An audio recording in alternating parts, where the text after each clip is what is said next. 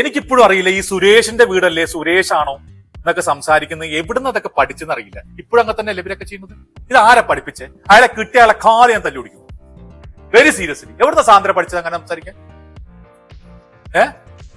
അതാണ് നമ്മുടെ ഏറ്റവും വലിയ പ്രശ്നം. നമ്മൾ ഏതൊരു ഭാഷയിലെ ആദ്യം പഠിക്കുന്ന അറിയോ?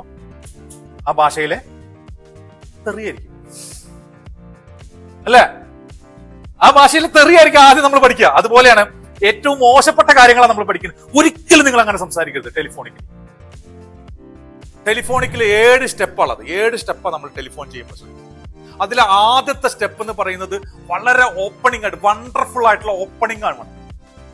വണ്ടർഫുൾ ആയിട്ടുള്ള ഓപ്പണിംഗ് വേണം. ആ സമയത്ത് നമ്മൾ വിളിച്ചിട്ട് ഗുഡ് മോർണിംഗ്, സുരേഷിന്റെ വീടല്ലേ, സുരേഷാണോ സംസാരിക്കുന്നത് ചോദിച്ചു കഴിഞ്ഞാൽ ഇവൻ അന്നത്തെ ദിവസം കേൾക്കുന്ന 25ാമത്തെ സുരേഷിന്റെ വീടായിരിക്കും.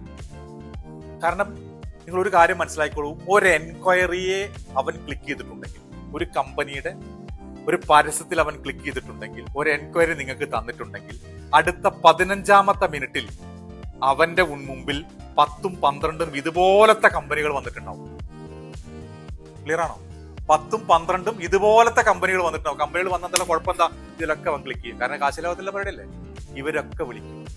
ഇവരൊക്കെ വിളിച്ചിട്ട് സുരേഷിന്റെ വീടല്ലേ, സുരേഷാണോ, അവൻ ആ 25ാമത്തെ 30ാമത്തെ നിങ്ങൾ വിളിക്കും.